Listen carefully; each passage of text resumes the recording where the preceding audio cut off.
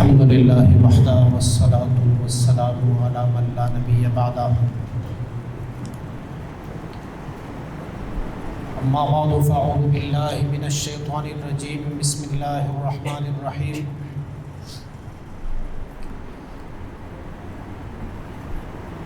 الا ان اولیاء اللہ لا خوف علیہم ولا هم يحزنون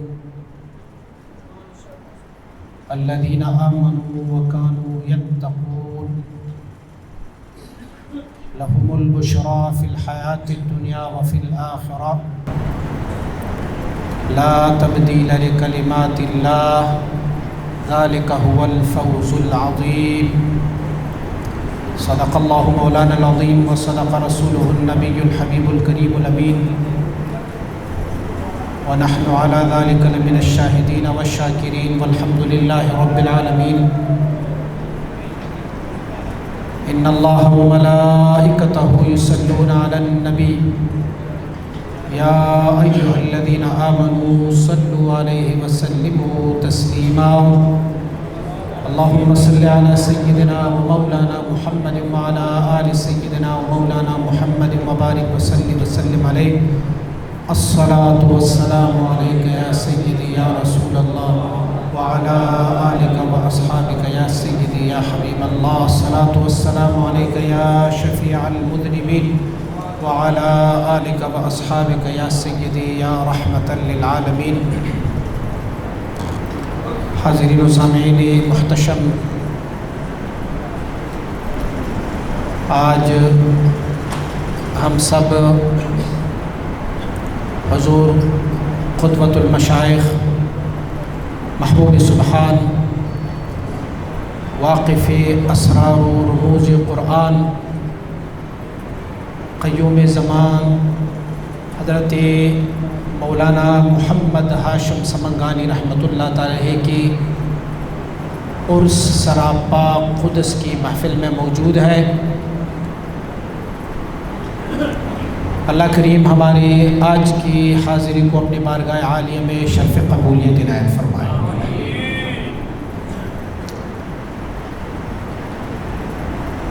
دوستو، وہ قوم اور وہ لوگ صفحہ ہستی سے مٹ جاتے ہیں جو اپنی اسلاف کو بھول جاتے ہیں، جو اپنی اسلاف کی یاد اور تذکری نہیں کرتے۔ وہ قوم جب دنیا سے چلی جاتی ہے تو بعد میں آنے والے اس قوم کی بھی کبھی تذکرہ نہیں کرتے۔ یہ عادت ہے کہ اگر آپ اپنی ساری زندگی، اپنی ساری قوت اور طاقت اس بات پر صرف کریں گے کہ جو کچھ مجھے ملا ہے یہ میری ذاتی کمال نہیں ہے، یہ تو میرے مشائخ کا کمال ہے، تو رب تجھے کمالات کے عروج تک پہنچاتا رہے گا۔ اور اگر خیال اور سوچ یہ رہا کہ نہیں جی پیر صاحب کے پاس جو کچھ بھی تھا، میرے مرشد کے پاس جو کچھ بھی تھا وہ سب میں نے حاصل کر لیا اور وہ آئے تھے چلے گئے، اب بقیہ ان کی تصرفات میرے ساتھ نہیں ہے، تو آگے سے تمہاری تصرفات کو بھی بند باندھا جائے گا، تم بھی تصرف کر نہیں پاؤ گے۔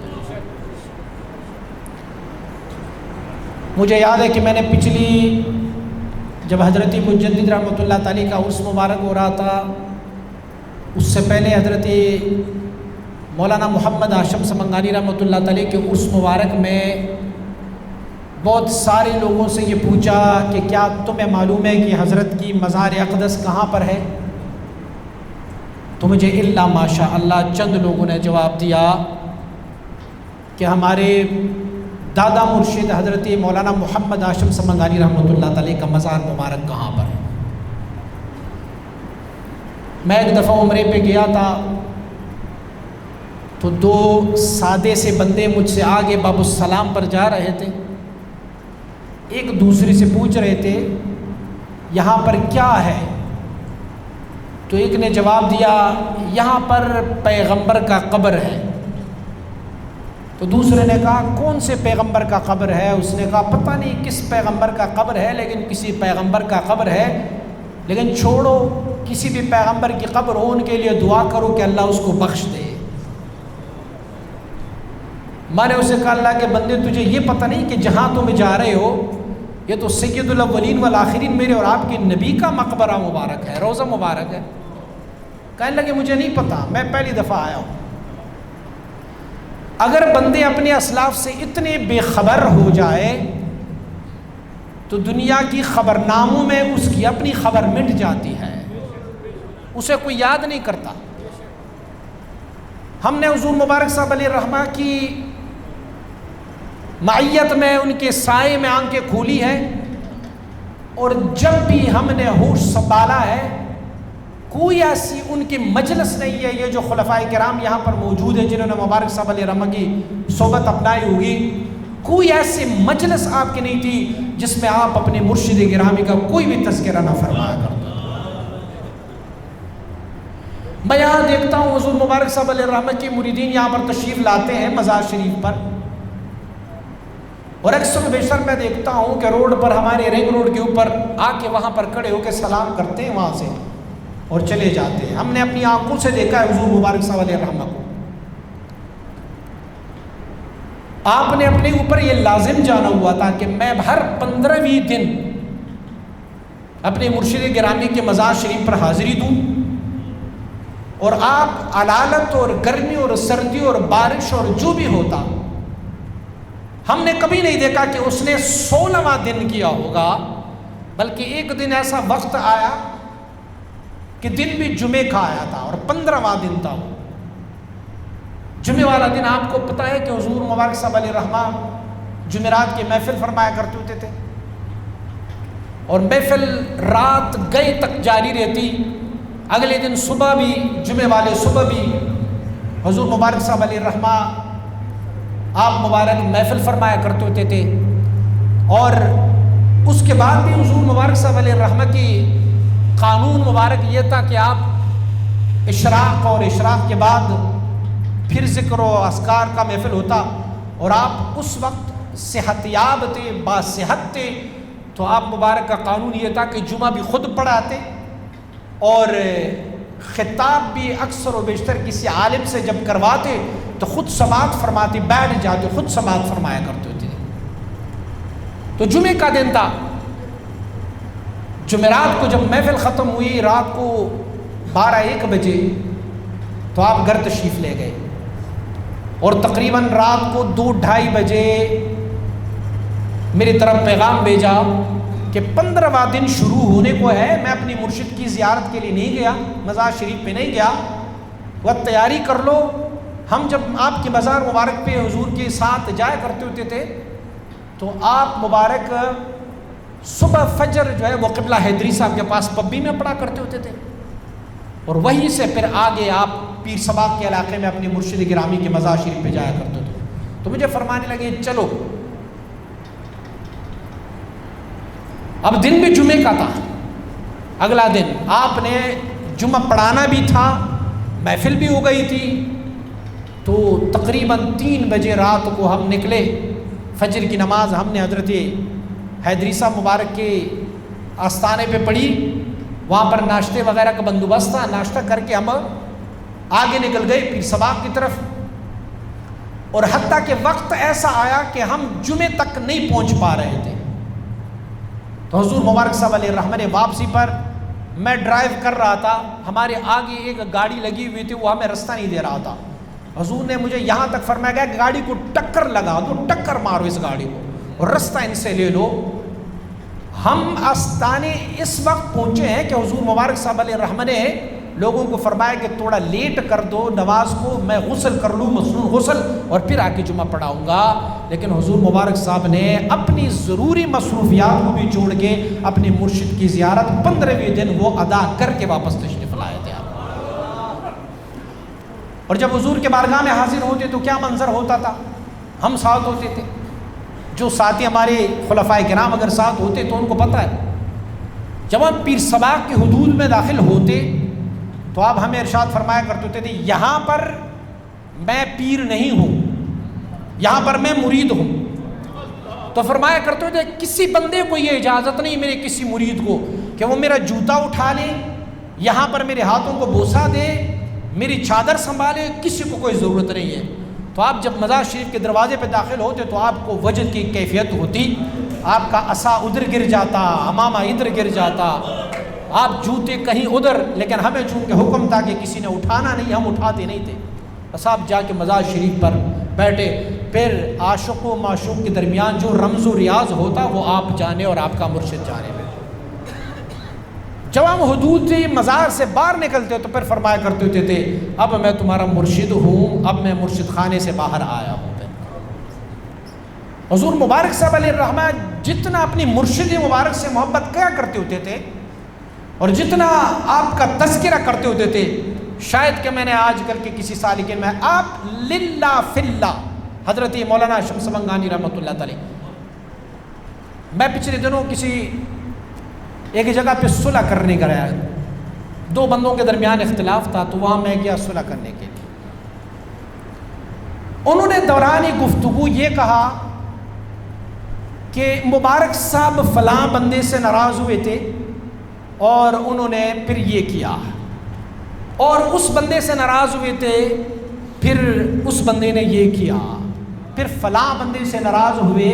اور اس بندے نے یہ کیا۔ میں ان کو سنتا رہا، چونکہ میں صلح کے لیے گیا تھا، میں نے کہا اب درمیان میں بولوں گا تو صلح کی کوئی پوزیشن نہیں بن سکے گی۔ جب سارا معاملہ ختم ہوا تو میں نے ان کو کہا حضرت آپ نے یہ فرمایا کہ مبارک صاحب ایک بندے سے ناراض ہوئے تھے اور ان کو یہ فرمایا تھا اور اس بندے نے یہ کیا، پھر اس بندے کو یہ فرمایا، کبھی اپنی ساتھیوں کو یہ بھی بتایا ہے کہ مبارک صاحب ناراض کس بات پہ ہوئے تھے، کس بات پہ ناراض ہوئے تھے؟ مبارک صاحب کسی پراپرٹی پر کسی سے ناراض نہیں ہوئے تھے، مبارک صاحب علیہ الرحمہ کسی پیسے کے لین دین پر کسی سے ناراض نہیں، مبارک صاحب علیہ الرحمہ کوئی اچھا تحفہ نہ دینے پر ناراض نہیں، مبارک صاحب کی ناراضگی اللہ اور اس کے رسول کی وجہ سے ہوتے تھے بس۔ اور ہماری ناراضگیاں تو دنیاوی امور سے ہوتی ہے نا، میں کہہ رہا ہوں میرے پیر سے میرے مرید ہیں، میرے مرید نے یہ کام کیوں کیا، میری مرید نے مجھے اچھا سا تحفہ کیوں نہیں دیا، میری مرید نے مجھے یہ والا گھر کیوں نہیں دیا، میرا مرید ایسے اچھی گاڑی میں گھوم رہا ہے، میں ان کا پیر ہوں مجھے گاڑی نہیں دی۔ حضرت مولانا شمس منگانی رحمۃ اللہ تعالی اور حضور مبارک صاحب علیہ الرحمہ کا وہ تصوف اور طریقہ جو تھا وہ للہ فی اللہ خالصتاً اللہ کی رضا کے خاطر تھا، کہ اللہ کی رضا کی خاطر والے لوگ جو ہوتے ہیں ان کا بغض اور ان کا حب للہ فی اللہ ہوتا ہے، اس میں دنیاوی امور کا کوئی غم غرض نہیں ہے۔ صحابہ کرام رضوان اللہ علیہ اجمعین میں سے کسی ایسے صحابہ بھی موجود تھے جو حضور کے بارگاہ میں ایک کھجور پیش کیا کرتے ہوتے تھے، حضور ان کی ایک کھجور کو اتنی اہمیت دیا کرتے ہوتے تھے کہ ان کو دعاؤں سے نوازتے اور فرماتے ہوتے تھے ایک کھجور کے بدلے میں اس بندے نے جنت حاصل کر لی ہے۔ حضرت مولانا محمد ہاشم سمنگانی رحمۃ اللہ تعالی کا بھی ہر قدم زندگی کا ہر جز ایسی ہی رضائے الہی اور اخلاص کے لیے تھا، نہ کہ کسی دنیاوی آسائش اور علائش کے لیے۔ اگر آپ حضرت مولانا شمس منگانی رحمۃ اللہ تعالی کی آپ تاریخ کو پڑھیں گے، اگر ان کی واقعات کو آپ سنیں گے تو آپ کو پتہ چلے گا کہ جو اسلاف کی تصوف اور سلوک تھی نا، ہماری والدہ صاحبہ نے الحمدللہ حضرت مولانا شمس منگانی رحمۃ اللہ تعالی کی بہت خدمات کی ہے، کھانا پکانا، ان کے کپڑے دھونا، سارا کچھ۔ حضور مبارک صاحب علیہ رحمہ فرمایا کرتے ہوتے تھے کہ حضرت مولانا شمس منگانی رحمۃ اللہ تعالی نے جب ہم میاں بیوی کی جب خدمات کو آپ نے دیکھے تو فرمایا اخونزادہ میں نے رب سے تیرے لیے دنیا اور آخرت دونوں مانگی ہے، اور ہماری والدہ صاحبہ کو نے فرمایا وہ ہمارے پشتوں میں جو دبلی پتلی ہوتی ہے اس کو کہتے ہیں ڈنگر، تو ہماری والدہ کو وہ ڈنگر کہتی ہے، دبلی پتلی ہوتی تھی، تو ڈنگر میں نے تمہیں دنیا نہیں، میں نے تمہاری ساری خدمات کا صلہ آخرت پر چھوڑ دیا ہے۔ کہ اللہ والدہ صاحبہ فرماتی ہے کہ للہیت اور اخلاص کتنی تھی آپ مبارک میں. فرماتے اچانک ہمارے گھر تشریف لاتے اور پھر ہمیں فرماتے کہ میں نے 3 دنوں سے کھانا نہیں کھایا. آپ مشکوک کھانا نہیں کھایا کرتے تھے. میں 3 دنوں سے کھانا نہیں کھایا. فرماتے اس سے پہلے ہم ان کے لیے ایک دیسی مرغا رکھا کرتے ہوتے تھے, اسے باندھ کے وہاں رکھا کرتے ہوتے تھے. جب حضرت تشریف لاتے تو اس کا شوربہ بنا کے حضرت کے سامنے رکھ لیتے اور حضرت وہ پوری کا پورا شوربہ کھا لیتے. فرمایا کرتے ہوتے تھے 3 دن ہو گئے میں نے کوئی کھانا کھایا نہیں, کیونکہ مجھے ایسا کھانا نہیں ملا جیسا کہ اخونزادہ کے گھر میں کھانا ملتا ہے. حضرت مبارک صاحب علیہ رحمہ فرماتے ہیں ہمیں ایک دفعہ کسی بندے نے دعوت دی اور ہم ان کی دعوت پر گئے. جب ان کی دعوت پہ گئے تو میں نے دیکھا کہ حضرت مولانا صاحب مبارک جو تھے وہ وہاں پر کھانا نہیں کھا رہے تھے, ہاتھ ادھر ادھر کر رہے تھے. وہ صاحب خانہ جو تھے انہوں نے کہا کہ حضرت آپ کھاؤ نا کچھ. تو ایک لقمہ اٹھایا چاول کا اور منہ میں ڈالا. فرماتے بس کہا میں اور نہیں کھاؤں گا. ہم باہر نکلے تو فرماتے رستے میں جا رہے تھے, ایک ندی آئی. میں نے دیکھا کہ حضرت نے اپنا منہ اس ندی کی طرف کر لیا اور جو منہ میں لقمہ تھا وہ منہ میں ہی رکھا ہوا تھا اسے وہاں پر تھوک کے پھینک دیا اور فرمایا اخونزادہ اس بندے کا کھانا مشکوک تھا اس لیے میں نہیں کھا سکا. اس طرح جب تقی ہو, نقی ہو نا, جب صاف ہو, ستھرا ہو, تو پھر ان کے کمالات بھی ایسے ہی منتقل ہو جاتے ہیں. ابھی حضرت احمد حسن صاحب نے بھی فرمایا نا کہ یہ ظہور لطائف کا جو واقعہ ہوا تھا اس سے پہلے یہ خفا میں ہوتے تھے. یہ لطائف کا ظہور جو ہے پہلے خفا میں ہوتے تھے, لیکن اللہ کریم نے حضرت مبارک صاحب علیہ رحمہ اور حضرت مولانا ہاشم سمنگانی رحمۃ اللہ تعالی کی محبتیں جو آپس میں تھی, جو آپس میں خلوص اور پیار تھا, اس کی طفیل ایک ہی دن میں لطیفہ سر کا ظہور حضرت مبارک صاحب کا اور حضرت مولانا ہاشم سمنگانی رحمۃ اللہ تعالی کا اکٹھے اس لطیفہ سر کا ظہور ہوا تھا. حضرت مولانا محمد ہاشم سمنگانی رحمۃ اللہ تعالی علیہ مبارک کی وہ ذات گرامی جس کے بارے میں حضور مبارک صاحب علیہ رحمہ ہمیں ہر وقت فرمایا کرتے ہوتے تھے کہ اللہ کریم نے اسے کیا شان دیا ہے. فرمایا وہ قیوم وقت تھے. حضور مبارک صاحب فرماتے ہیں کہ ایک دن میں نے خواب دیکھا. خواب میں دیکھ رہا ہوں کہ حضور مولانا ہاشم سمنگانی رحمۃ اللہ تعالی کو میں نے اٹھایا ہوا ہے اپنے کاندھوں پر, اور آپ مبارک کی وزن مجھے بالکل محسوس نہیں ہو رہی. تو میں نے ان کو کاندھوں پر اٹھایا. ایک قدم اٹھا کے میں چھلانگ لگاتا ہوں تو کسی ایک شہر میں میرا قدم پڑتا ہے, پھر اگلا چھلانگ لگاتا ہوں تو کسی اور شہر پہ, اگلا چھلانگ لگاتا ہوں تو کسی اور شہر پہ. آپ فرماتے ہیں کہ صبح جب میں آیا تو میں شرم کے ماری حضور کی بارگاہ میں یہ خواب عرض نہ کر سکا. اللہ کریم نے آپ کو باطنی بصیرت اور بصارت دونوں عنایت فرمائی تھی. تو مجھے متوجہ ہوئے. فرمایا اخونزادہ جو رات کو دیکھا ہے وہ بیان بھی کر لیا کرو. کیا دیکھا ہے تم نے؟ میں نے کہا حضور میں نے یہ خواب دیکھا کہ آپ مبارک کو میں کاندھوں پر اٹھایا ہوا ہوں اور میں چھلانگیں لگا رہا ہوں. ایک ٹانگ میں نے اٹھائی ہوئی. آپ نے ارشاد فرمایا اخونزادہ تجھے مبارک ہو, تم نے قیوم وقت کو اپنے کاندھوں پر اٹھایا, تو مطلب یہ رب نے تجھے بھی قیومیت کا مقام عنایت فرمایا. اور فرمایا جہاں جہاں تمہارے قدم لگے ہیں وہیں تمہاری سالکین اور مریدین ہوتے جائیں گے. حضور مبارک صاحب علیہ رحمہ فرمایا کرتے ہوتے تھے کہ میں پھر آیا ہوں حج پر جا رہا تھا. فرماتے ہیں میں ایران سے گزرا, عراق سے گزرا, وہاں سے ہم گئے تھے جو برستہ بائی روڈ گئے تھے. فرماتے ہیں میں ایران گیا تو وہاں پر میں نے جو وہ شہر دیکھا نا ایران کے, جو افغانستان کے شہر ہرات کے ساتھ ٹچ کرتا ہے, تو فرماتے ہیں میں نے جب وہ شہر دیکھا تو مجھے وہ خواب یاد آیا کہ میں نے حضرت مولانا صاحب کو جب کاندھوں پر اٹھائے ہوا تھا تو میں نے ایک قدم یہاں بھی رکھا ہوا تھا. اور ہم حضور مبارک صاحب جب پنجاب دورے پر تشریف لائے تو ہم فیصل آباد میں تھے. صوفی عبدالحمید صاحب آج بھی حیات ہے, صوفی عبدالحمید صاحب کے گھر میں تھے. تو حضور مبارک صاحب علیہ رحمت جیسے فیصل آباد انٹر ہوئے تو ہم گاڑی میں تھے ان کے ساتھ, تو فرمانے لگے وہ فیصل آباد کا ایک علاقہ ہے گنڈا گھر. تو گھنٹہ گھر میں جیسے داخل ہوئے تو حضور نے پوچھا یہ کون سی جگہ ہے؟ میں نے کہا حضور یہ فیصل آباد ہے, اس کو گھنٹہ گھر کہتے ہیں. فرمایا مولانا ہاشم سمنگانی رحمۃ اللہ تعالیٰ کو جب میں نے کاندھوں پر اٹھایا تھا اور ایک قدم رکھا تھا تو ایک قدم میرا یہاں بھی پڑا ہوا تھا، یہ شہر کو بھی میں جانتا ہوں۔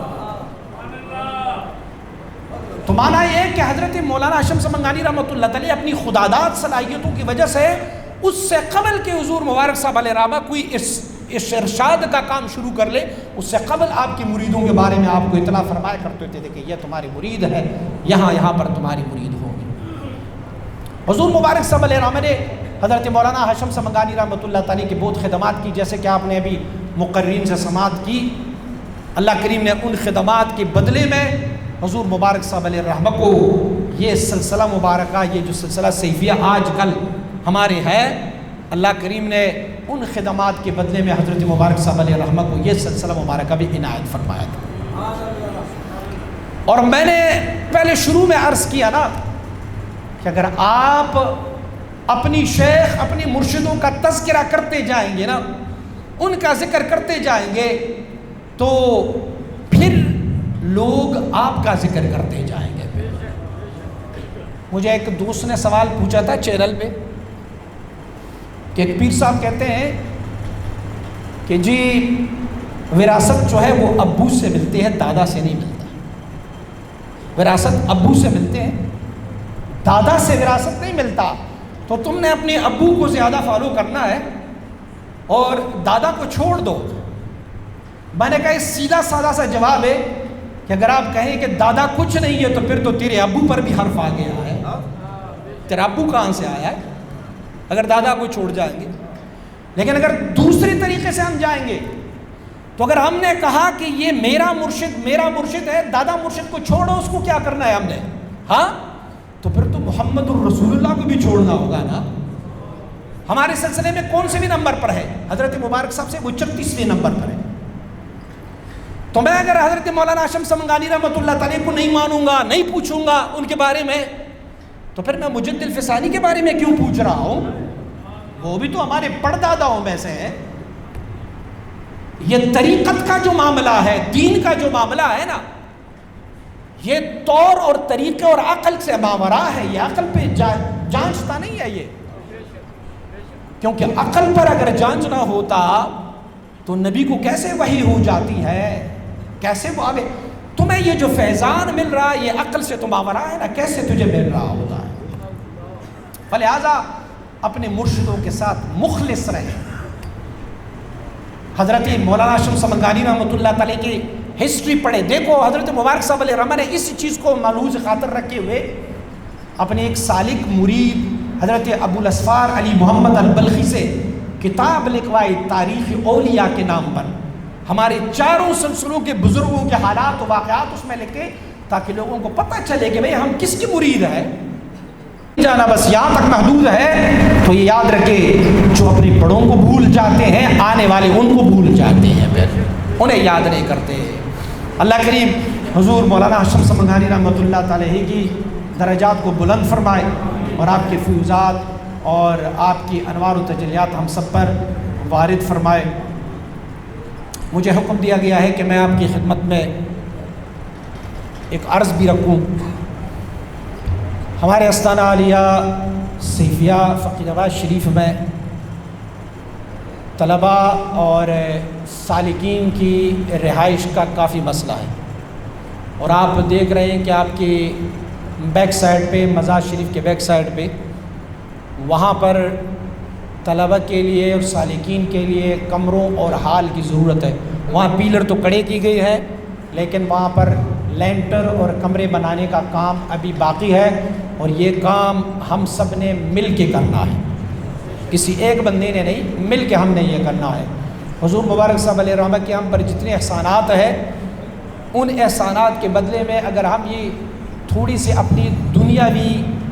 مصارف بھی اگر یہاں پر کر لیں گے تو میرا خیال یہ ہے کہ حضور مبارک صاحب علیہ رحمہ کا روح مبارک اس سے بھی خوش ہو جاتا ہے۔ فلہذا کل کا انتظار کیے بغیر آج آپ لوگ جو ہے وہ اپنی اپنی جو آپ کی استطاعت اور طاقت کی مقابل ہو، ہم نے یہ قصر عارفان میں واش روموں کی ضرورت تھی، تو حضرت قبلہ مولانا صاحب نے کہا بھئی ایسے نہیں، ایسے کرو کہ ایک بندہ ایک ایک واش روم لے لے. اس وقت جو ہے نا وہ میرے خیال میں ایک واش روم پر 25,000 خرچہ آتا تھا، اور الحمدللہ ایک ایک بندے نے ایک ایک دو واش روم لے لیے، وہ سارا کام کمپلیٹ ہو گیا. تو آپ لوگ بھی انشاءاللہ العزیز میں بڑھ چڑھ کر حصہ لیں گے. یہ ہم اپنی ذات کے لیے نہیں بناتے، یہ آپ ہی لوگوں کے لیے بناتے ہیں. ہم نے اپنی ذاتی گھر بنا لیے ہیں.